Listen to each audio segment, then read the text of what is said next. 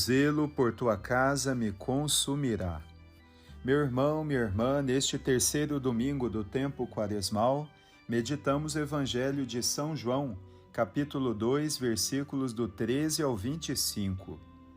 Nesta narrativa, Jesus, tomado por um zelo profundo e com autoridade profética, expulsa os comerciantes e animais do templo de Jerusalém. Ele não aceita que a religião e o templo se transformem em lugar de comércio e troca de favores, ao invés de ser lugar para a comunhão e para que as pessoas estejam mais próximas de Deus, sem discriminação. Ao fazer uso de um chicote de cordas, Jesus demonstra a força profética de suas palavras, que não aprovam as injustiças e a grande desigualdade social instauradas dentro e fora do templo religioso.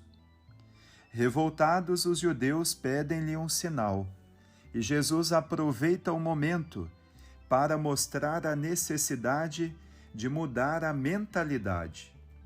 É preciso superar a visão institucionalista do templo para acolher o novo templo, a nova igreja que Cristo deseja edificar com o seu corpo.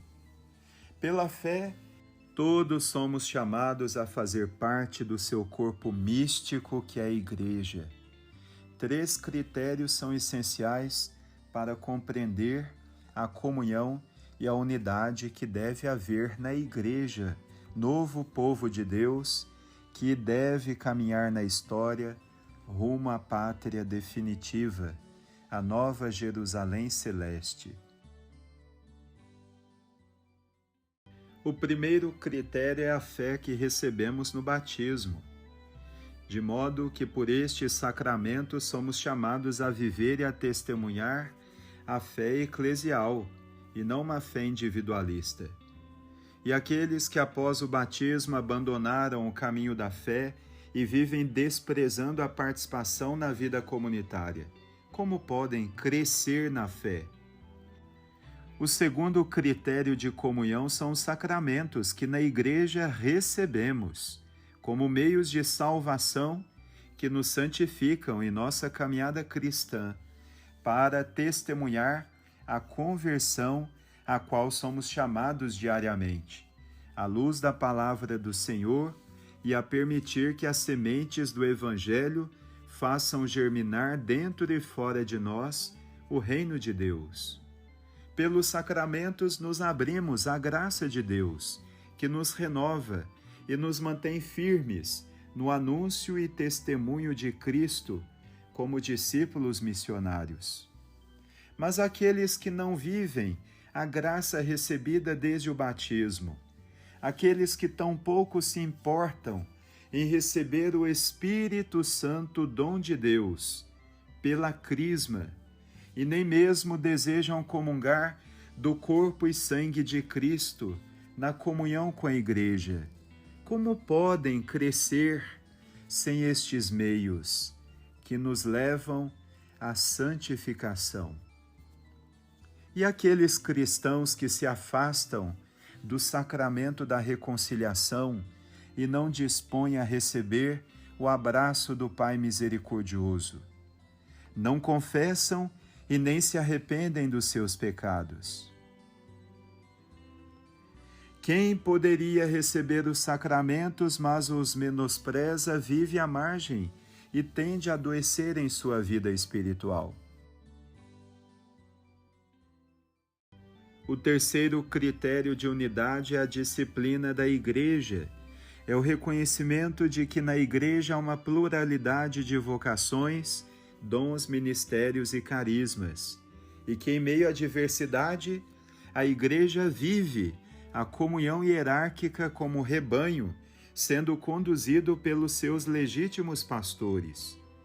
Quem nega viver em comunidade não aceita a autoridade da igreja por meio daqueles que receberam munos de ensinar, santificar e apacentar todo o povo de Deus, infelizmente deixa de viver a comunhão plena com a Igreja. Grupos ultraconservadores que pensam por si mesmos, caminham de acordo com as suas ideias e não são capazes de se abrir ao diálogo com os organismos de comunhão e participação na Igreja, podem estar caminhando de forma paralela, ofendendo a comunhão eclesial.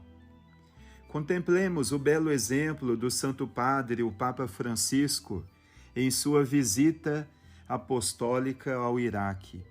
Superando os desafios sanitários e os problemas de polarizações no mundo, foi ao encontro de outras autoridades religiosas, além dos cristãos, abrindo-se ao diálogo interreligioso e propondo a vivência da comunhão por meio do respeito e do amor aos mais frágeis, pelo silêncio das armas e pela paz entre muçulmanos, judeus e cristãos.